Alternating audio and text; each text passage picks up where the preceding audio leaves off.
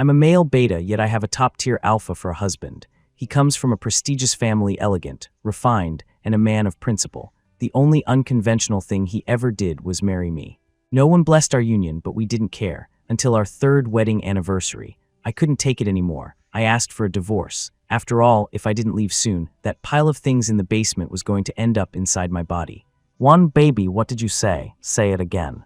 Caleb Forrester's voice was soft, as if he genuinely hadn't heard me. I instinctively tightened my grip on my chopsticks. Staring at the full breakfast spread he had made, the words "I want a divorce" got stuck in my throat. Is this about last night? The moment he mentioned last night, my face flushed crimson. I felt like a cooked shrimp, wanting to curl into a ball. Unfortunately, the ache in my lower back wouldn't let me. Caleb watched me, his handsome, gentle face etched with a helpless expression. After a moment, a soft chuckle escaped his throat. He stood up, walked over, and pulled me into his lap. I habitually parted my legs to straddle him, resting my chin on his shoulder in defeat. "Please don't bring up last night again." I could feel the heat in my cheeks, my voice a plea. Caleb had always been easygoing. "Just like now." Heeding my request, he nodded while rubbing his palms together to warm them before massaging the small of my back. "All right, I won't." I breathed a sigh of relief at his promise. The pressure on my waist was comfortable, and with a full stomach, I started to feel drowsy. As sleepiness devoured my reason, I mumbled again, "I want a divorce," hiss. The sudden, sharp pressure on my back jolted me awake. I tried to get up, but Caleb pressed down on a sensitive spot. All my strength vanished.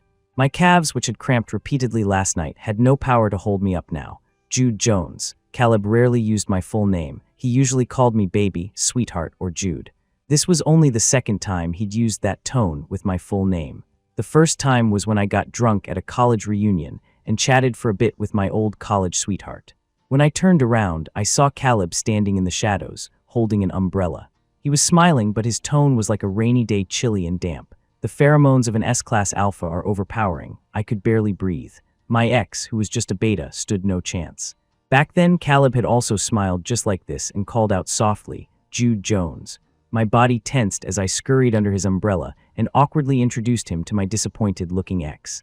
"This is my husband, Caleb Forrester." The crushing pheromones in the air vanished instantly.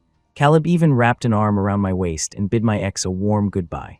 That night, he cooked a huge feast. I naively thought the matter was closed. It wasn't until my atrophied, deep-seated reproductive cavity was forcibly thrust open that I understood. Caleb was not over it. Remembering the week of sick leave I had to take afterward, a tremor of fear ran through me. Seizing a moment when he was distracted, I ducked out of his embrace. "I'm going to be late for work. I'm leaving now." You think about it, I don't know if Caleb would think about it, but I knew I was about to die of anxiety at my desk. 2. Just as I was about to get a cup of tea, my phone buzzed. It wasn't a message from Caleb, but from my old college roommate, Leo, who is now a programmer. His message was just a few words, followed by a shocked emoji. "Jude, there's a hidden tracking app on your phone." I leaned back in my chair and let out a breath, just as I thought.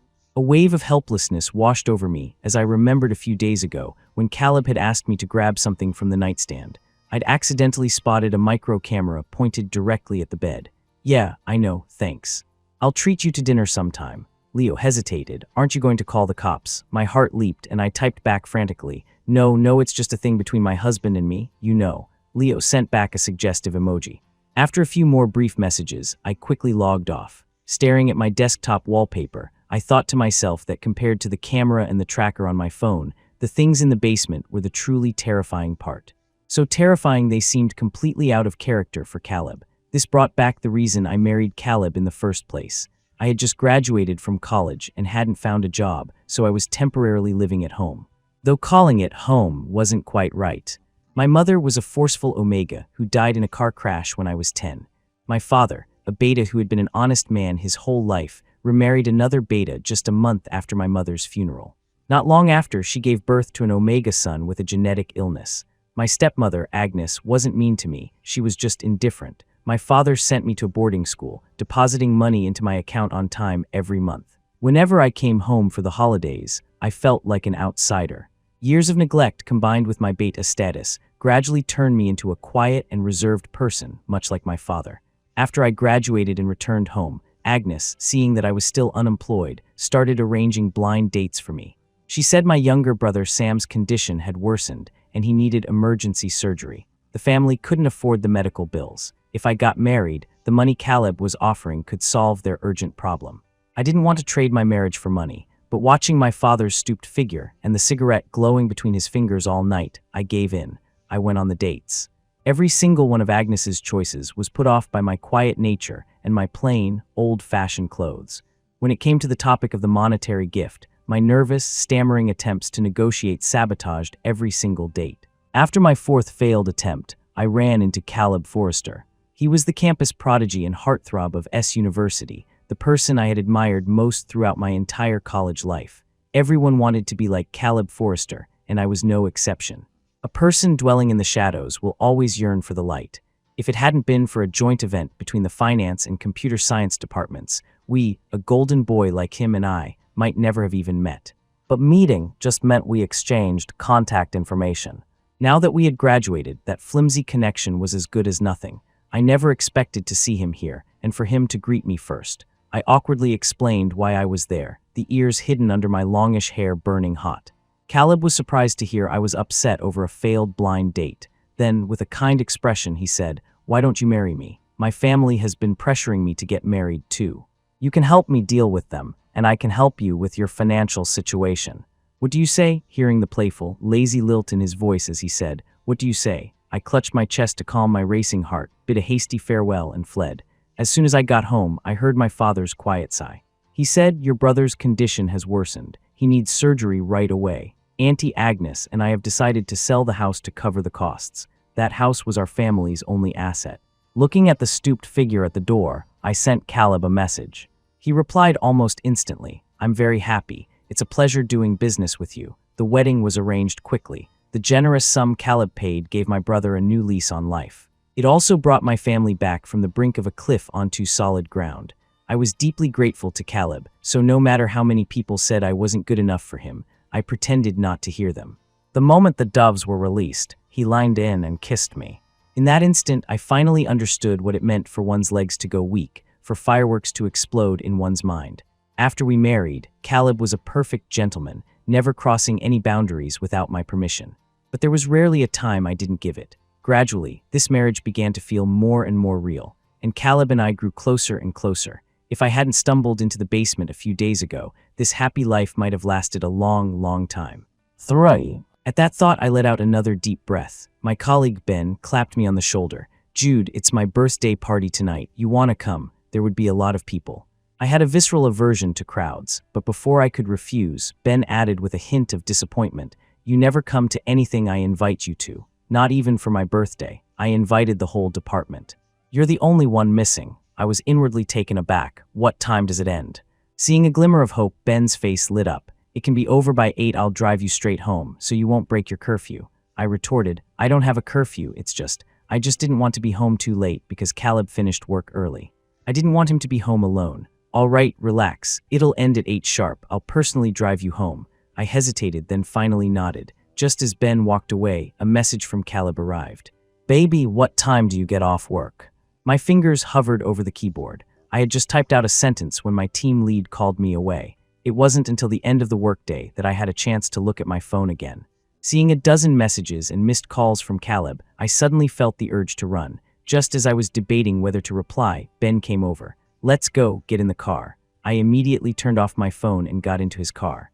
At the party, everyone was having a great time except for me. I realized I still hated crowded places. Watching my colleagues drink and cheer, I listlessly picked at the food in my bowl, and a thought suddenly crossed my mind. The food here isn't as good as my husband's. The thought made me freeze. "Jude, what are you thinking? You're about to divorce him. Why are you still thinking about him?" After viciously scolding myself, I threw myself into eating. By the time the meal was over, I glanced at my watch and saw it was already 8:30 p.m. I jumped up, anxious to leave. Ben apologized and offered to drive me home. I looked around at the full room and shook my head, refusing. "It's fine, you stay and have fun." "I'll get a cab." I finally managed to hail a ride, and by the time I got home, it was nearly 9:30 p.m. Seeing the house ablaze with lights, I felt a knot of apprehension. I lifted my sleeve and sniffed, making sure there were no strange smells on me before taking out my key and letting myself in. "You're back."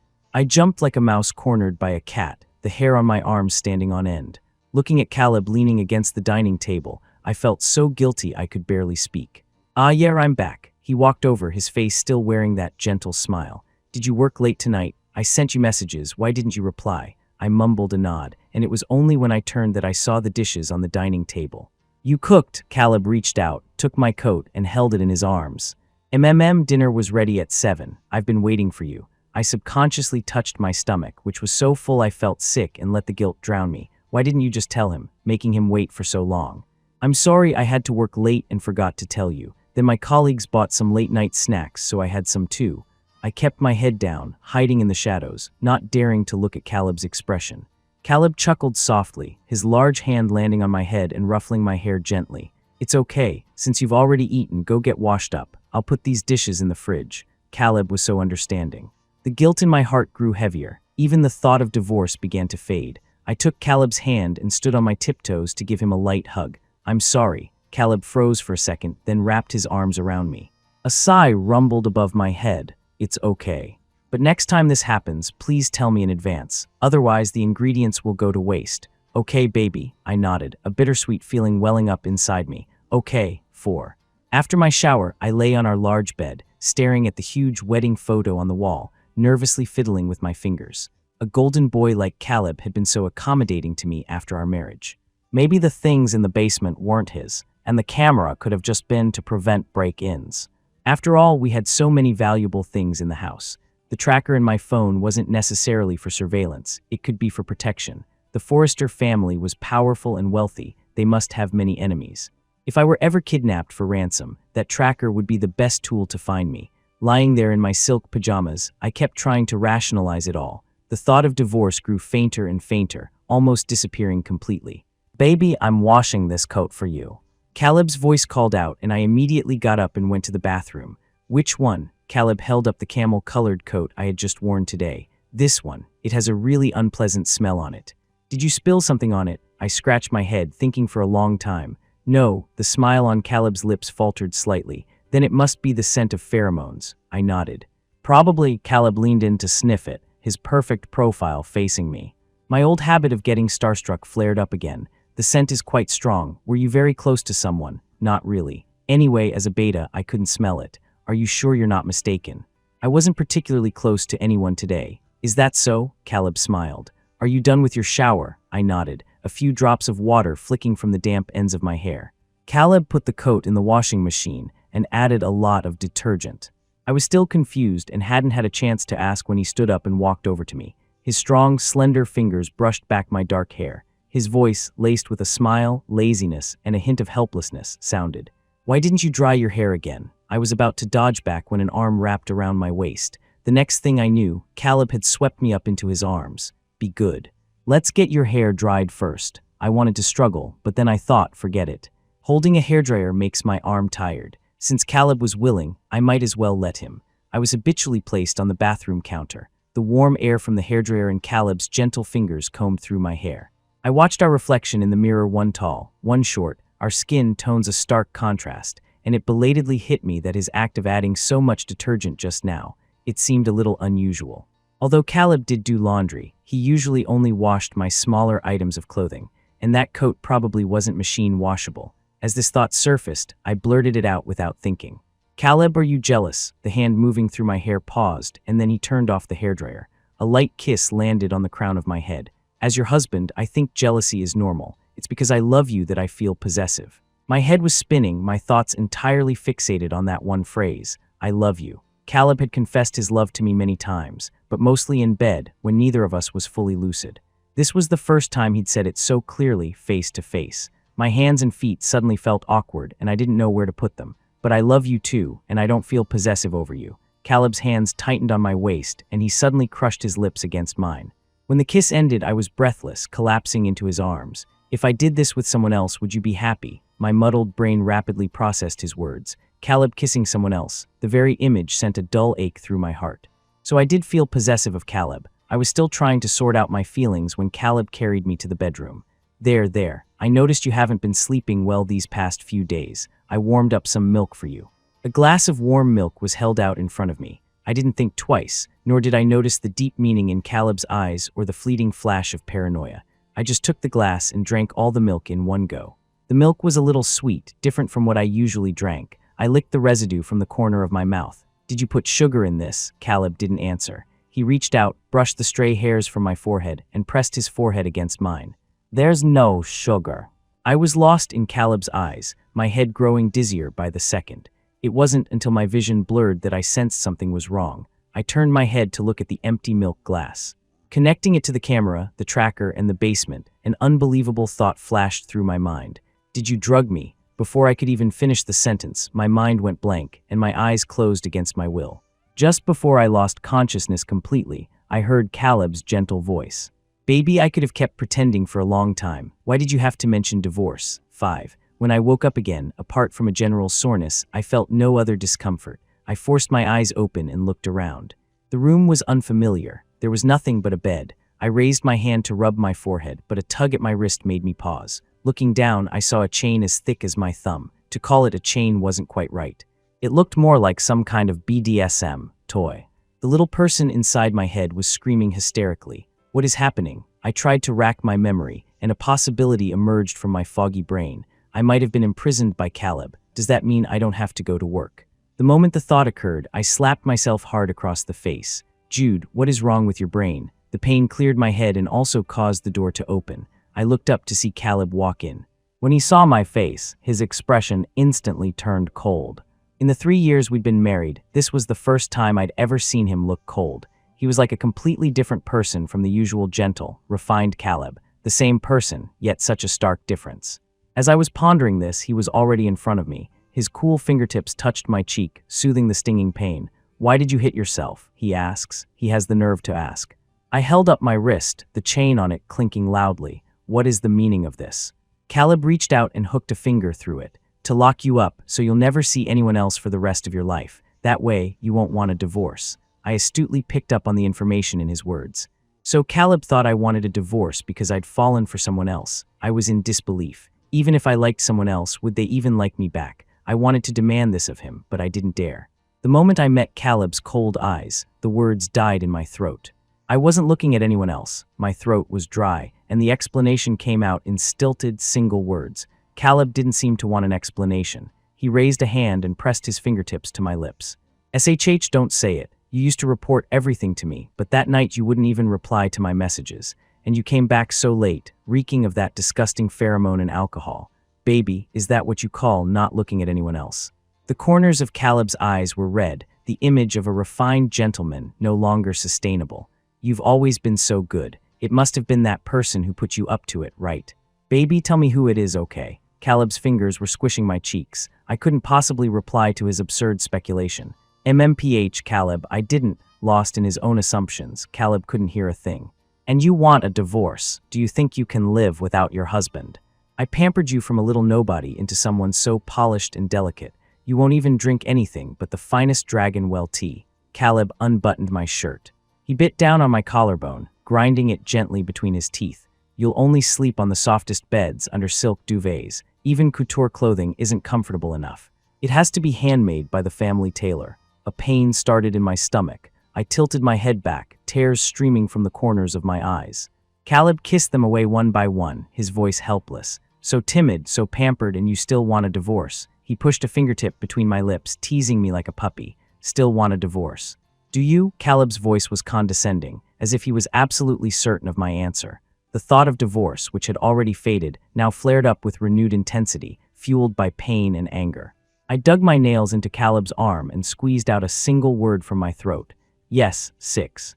An absolute silence fell. Even breathing felt precarious. Caleb slowly removed his fingers. The moisture slid down my cheek and onto my neck. His fingertips rested on my carotid artery, where my pulse was throbbing.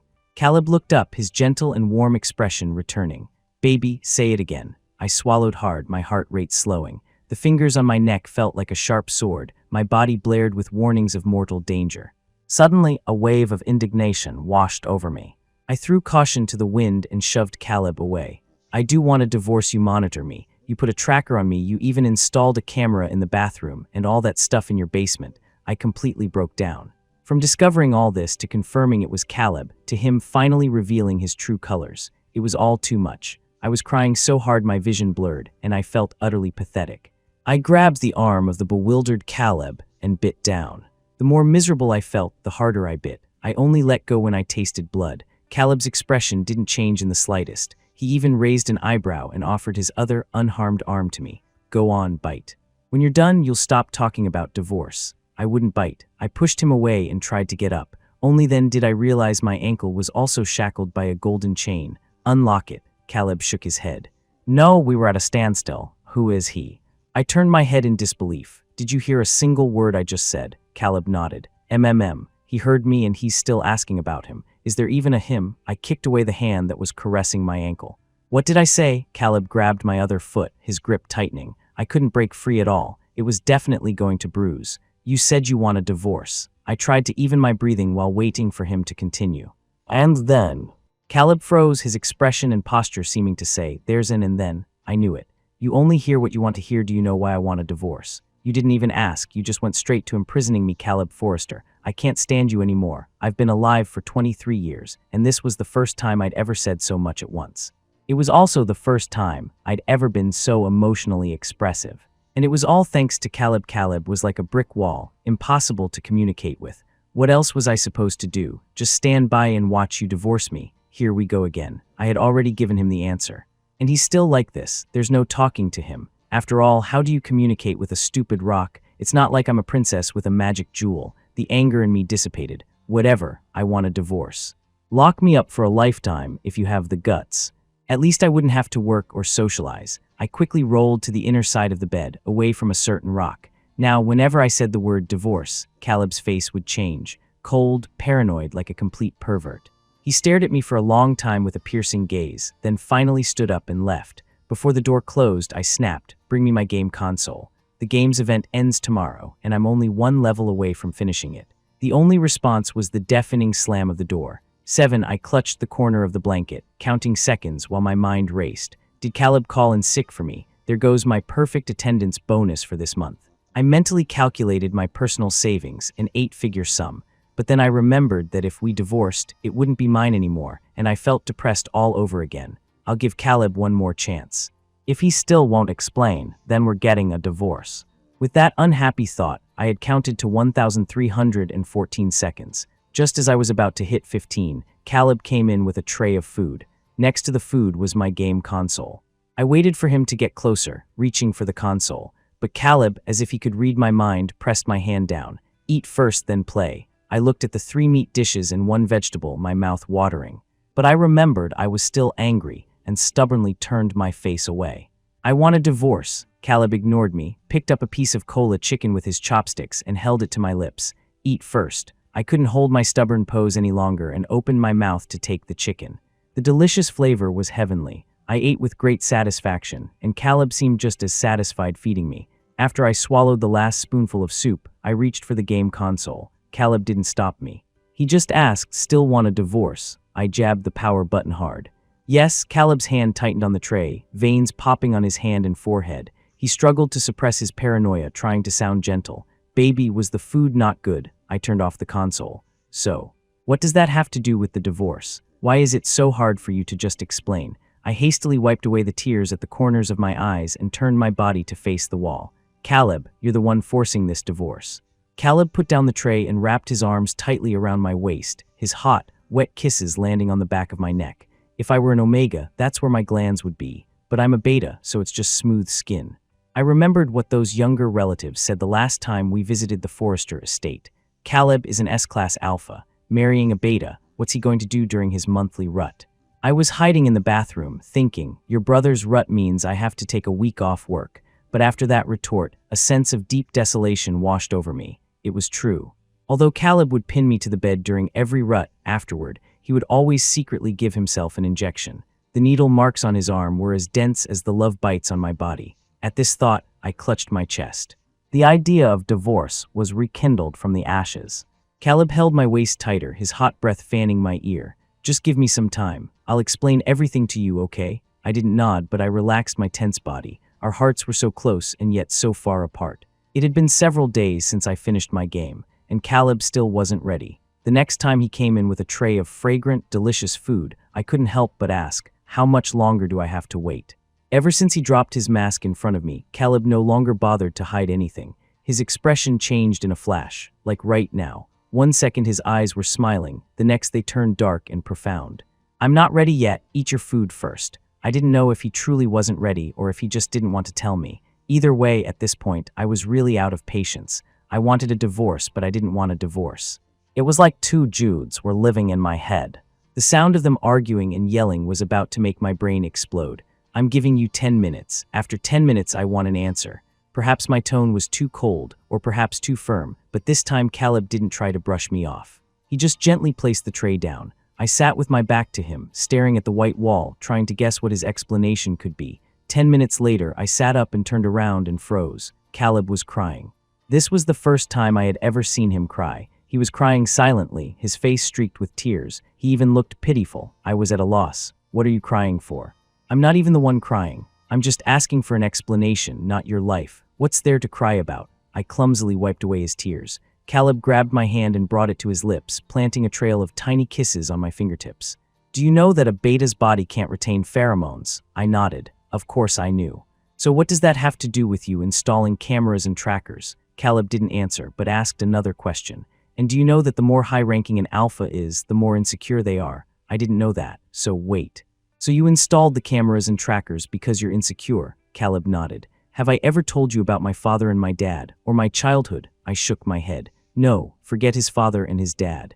I had rarely even been to the Forrester family's main residence. On the few occasions I did go, I met Caleb's father, Marcus. He was an alpha whose past handsomeness was still visible, but his presence was so heavy that just a few simple questions from him were almost too much for me to bear. Later on, because I disliked the Forresters' arrogant relatives, and because they looked down on me for being a beta, I saw no need to go out of my way to make myself uncomfortable. So for every holiday gathering, I would find some excuse not to attend. Over time, Caleb assumed I just didn't like lively scenes and gradually went back less and less himself. I had never heard anything about his father and his dad. As for Caleb's childhood, I had asked him about it once when I was telling him about mine, but he had brushed it off lightly. Now that he was offering to tell me, my interest was piqued. Caleb carefully hooked his pinky with mine. "Both of my fathers are alphas."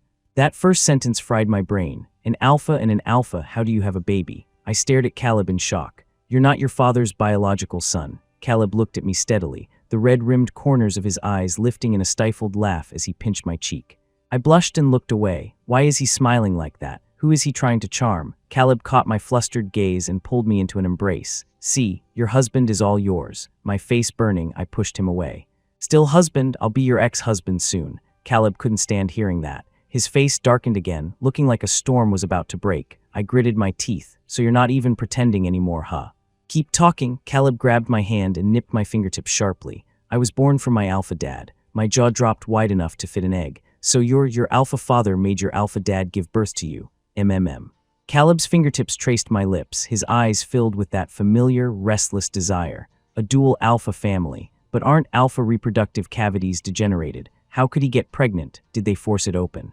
My confusion must have been too obvious because Caleb explained further. "It was very hard for my dad to give birth to me. He almost died. So my father hates me. I was meant to be a weakness to tie my dad down, to keep him by his side, but I never expected I would almost kill him." What? Who was the weakness? Tying down who? For the first time, I felt like my grasp of the language wasn't very good. Caleb continued, but I was useless. "My dad ran away at my first birthday party." Wait, though it's rude to interrupt, I had to. "Why did your dad run away? Weren't he and your father in love?" Now it was Caleb's turn to be confused. "Why would they be in love? My dad didn't love my father. He was engaged to my uncle. My father just stole him.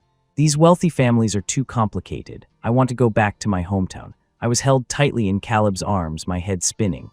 I don't know if they love each other, but I do know they both put trackers on each other because of an alpha's ridiculous insecurity.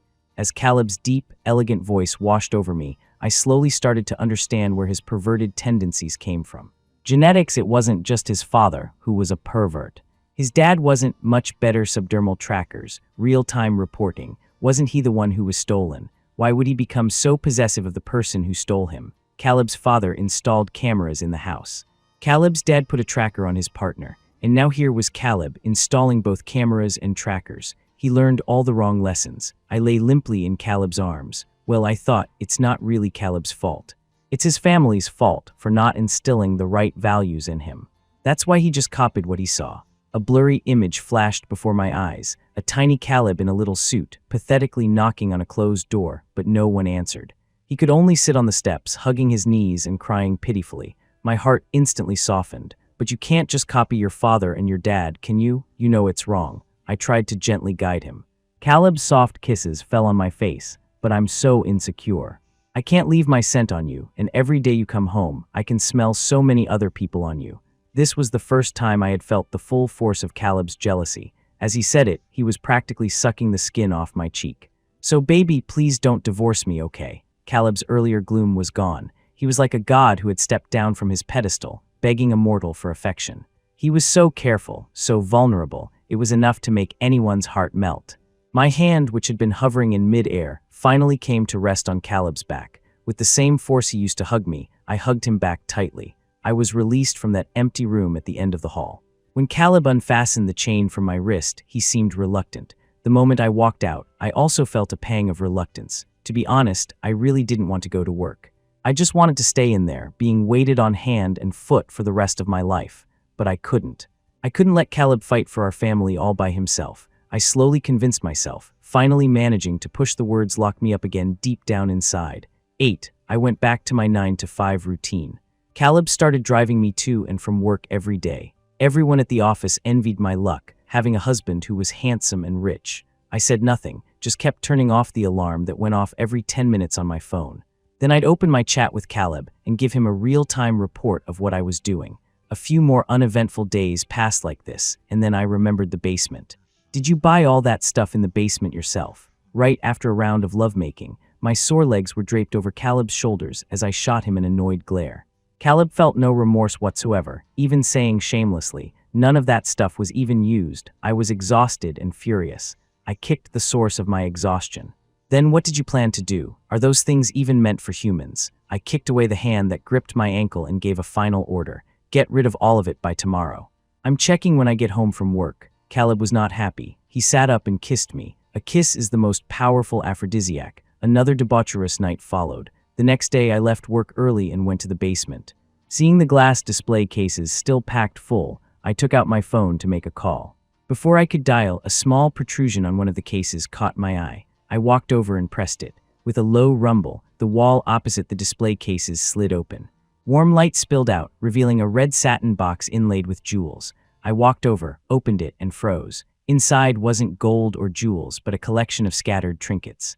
A bottle cap, a cigarette butt, a pen cap, and even a white shirt. I recognized that white shirt. It was from a club I joined in college. They would hand out uniform shirts for major events. Everyone's name was embroidered on the inside. My heart started to pound in my chest. I swallowed hard, picked up the shirt, and turned it over. The name embroidered there was Jude Jones. The shirt was mine. Then what about all this other stuff? Just as I was trying to remember, a pair of hands silently wrapped around my waist, like a ghost. Before I could even be startled, my body recognized the touch. It was Caleb. What is all this? Caleb reached past me to pick up items from the box. With each one, he would explain. His deep, husky voice was gentle, but beneath the surface lay a hidden layer of paranoia and extreme obsession. This is the last bottle of water you drank during the sports meet in your sophomore year. This is the first cigarette you ever smoked. This is the first love letter I ever wrote to you. My initial surprise and confusion had turned into numb shock. So Caleb had a crush on me back in college. Did that mean every single one of my supposedly secret glances was actually noticed by him? I couldn't tell if it was shame or something else, but a tight knot formed around my heart. I weakly covered his mouth. Stop talking. Caleb stared at me, his light-colored eyes holding only me. Just one last thing, okay? I nodded. He took out a stack of papers from the very bottom of the box. I took them. They were medical records. Patient Caleb Forrester. Confirmed pheromone dysregulation disorder. Severe adverse reaction to omega, alpha, etc. pheromones. Beta reaction undetermined. Patient Caleb Forrester. Confirmed severe clinical paranoia. Requires medication for regulation. Patient Caleb Forrester. Glandular damage. Unable to acquire a destined omega. Dependent on a beta partner. Of all the countless medical records, my eyes were fixed on the one that said glandular damage. I grabbed Caleb's arm, my voice hoarse. What happened? What happened to your glands? Why are they damaged? Caleb held me, kissing the corner of my eye. I only love you. For this whole life, it's only you. An S-Class Alpha's rut is intense. Without the soothing pheromones of an omega, the pain is unbearable. But his partner was a beta, so he would rather not have glands at all. He only wanted his partner. I understood the meaning in Caleb's eyes, a bitter taste spreading in my throat. You were too impulsive. Caleb cupped my face, his forehead resting against mine. No, I thought it through very carefully. Loving you was the one thing I thought through in a single second. I let the medical records slip from my fingers and leaned in to kiss Caleb. Go get treatment, I'll be with you. Caleb paused. For how long? I willingly snuggled into his embrace. A lifetime, Caleb replied softly. A lifetime. You'll be with me for a lifetime, and I'll love you for a lifetime. 9. Caleb's extra. Actually, I intentionally let my wife discover the things in the basement. I wanted him to see the real me. So I deliberately asked him to get something from the nightstand, deliberately let him find the camera. But when he really found out, I regretted it, because Jude asked for a divorce. In that moment, a corner of my world collapsed. I tried to use my composure to cover the shattered ice. But when Jude came home wrapped in a strange scent, my reason completely crumbled. I took out the drugs I had prepared long ago, and without a tremor in my hand, poured them into the glass of milk. Jude explained why he was home late, but I didn't hear a word of it. All I could see was him wanting a divorce, wanting to leave me. If he really left, my world would be gone. I still remember the first time I saw him. It was at the start of freshman year. As an upperclassman, I had to welcome the new students. I hated these occasions that required me to constantly wear a mask. I took a cigarette and went to the bathroom. The nicotine helped soothe my irritation. One cigarette could help me maintain my gentle, refined persona for 4 hours, but I didn't expect anyone to be in there. I met the cold, indifferent gaze of Jude as he pushed open the stall door. Through his thick bangs and black-framed glasses, I saw panic in his eyes. He looked like he had just been crying. The corners of his eyes were red, like a rabbit's. He had no pheromone scent on him. Not an alpha, not an omega. He could only be a beta, a pitiful beta who looked like a rabbit. I stubbed out the cigarette between my fingers. The burning heat spread from my fingertips to my heart. He greeted me awkwardly. I smiled and replied. That night he was in my dreams. I fucked him until his eyes were even redder. He cried and called me big brother, upperclassman, husband, trying to beg for mercy. He didn't know that it only made me more excited. When I woke up and saw the wet patch on the bed, I think I finally understood what my father meant by love at first sight. He said that the day my dad, as my uncle's fiancé, came to the Forrester house, my father had just returned from abroad. With just one look, he decided that Alpha had to be his. I have to admit, I have my father's despicable genes in my blood. At that moment, I also wanted to say that Beta had to be mine. I wanted to pull him into my arms, but I couldn't yet. I looked at the people my father had sent to watch me and buried my desires deep inside. My father had high expectations for me. I had no choice but to live behind a mask every day. But now, I didn't just have to survive. I had to gain power because I had something I wanted. With my dad's help, I started getting involved in the company. At the mixer, watching Jude's timid glances in my direction, it dawned on me, could Jude like me a little too? I resisted and resisted, but couldn't hold back. I smiled and asked for his contact information. Seeing Jude clutching his phone, beaming with happiness, the desire in my heart expanded. I had to take down my father, and I had to do it faster. 3 years. I only needed 3 years, but I didn't expect an accident. My father discovered that company shares were being maliciously acquired. He wanted a full investigation. My dad kept him busy. I began the final harvest. The moment the Forrester family business fell completely into my hands, Jude had already graduated. I went to find him. He was going on blind dates on the surface. I smiled and comforted him, but on the inside, I was grinding my teeth to dust.